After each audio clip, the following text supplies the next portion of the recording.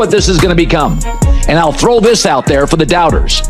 Shedeur started the final 7 games last year for Cleveland, and their offensive line was putrid. It was ranked 31st. He had more touchdown passes in that stretch than Josh Allen.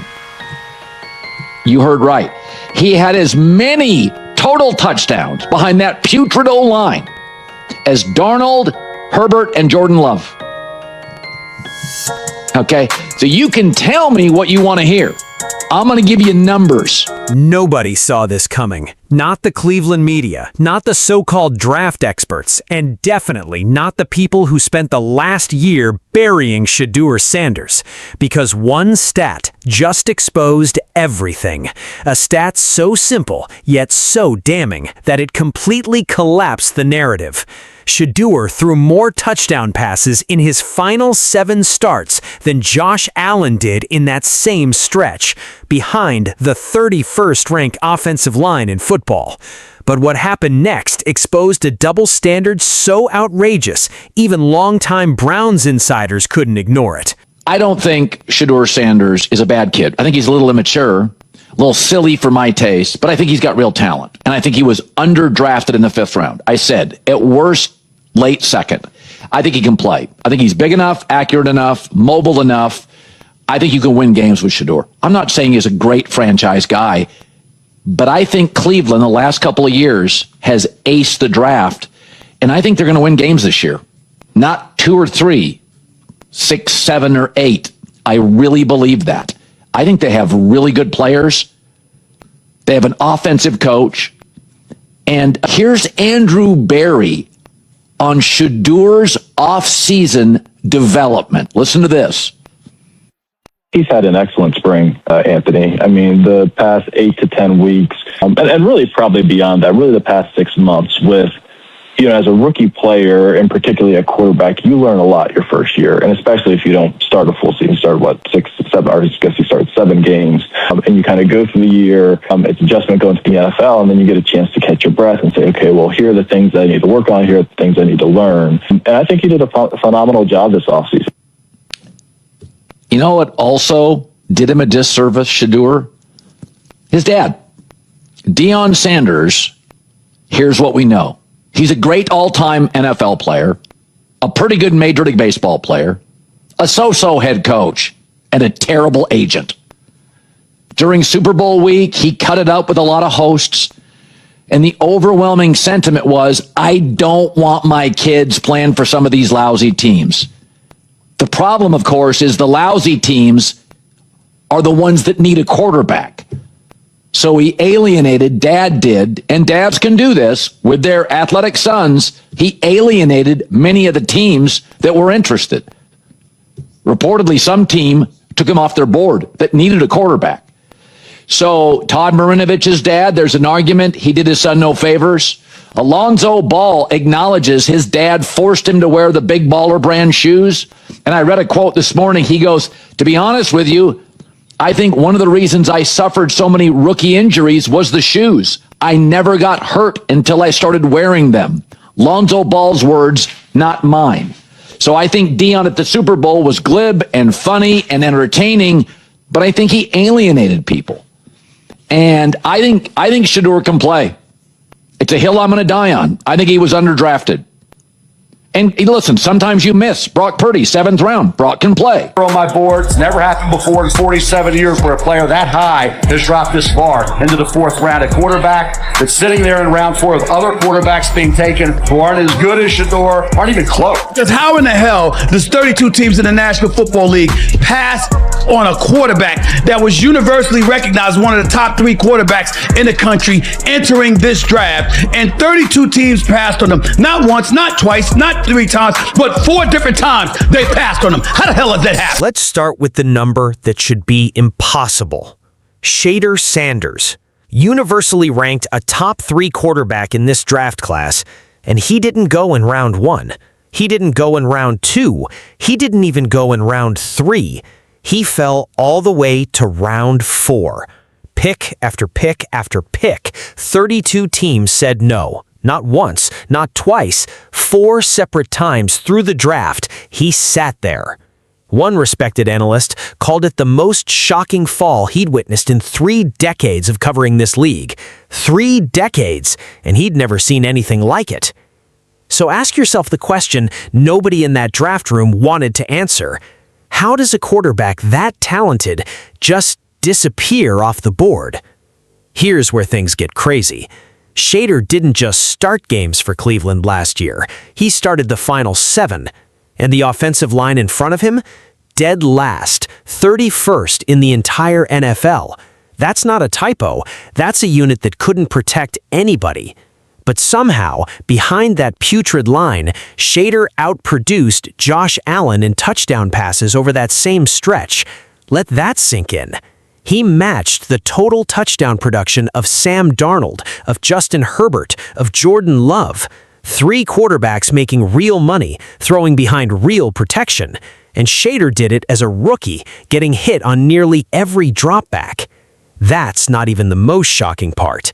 Because the question isn't whether he can play. The question is why 32 front offices acted like he couldn't. I'm not buying that for a second. Not for 1 second. I'm inclined to believe the Hall of Famer, the legend, Eric Dickerson, and what he said. Like kind of blackballing him a little bit. After seeing what's been going on for the last couple weeks, do you feel like that stands? Yeah, I didn't make that up. That's true. That's true. That's true. That's a true statement. I mean, I got it from an inside source. The guy who worked for the National Football League. He got it from inside the league. Yeah, I mean, look. Now pay attention to this. Hall of Fame running back Eric Dickerson didn't dance around it. He said it outright. Shedeur got blackballed. Not benched, not passed over because of talent, blackballed. And when pressed on it, the response wasn't a denial. It was confirmation, a claim sourced from inside the league office itself. Think about what that means. A Hall of Famer is telling you, on record, that the league quietly worked together to push a top 3 quarterback out of the first 3 rounds. Here's where the media's argument completely falls apart. If this was purely about football, the tape doesn't support it, the stats don't support it, the production behind a historically bad line doesn't support it. So if it wasn't about football, what was it about? This is where it gets personal.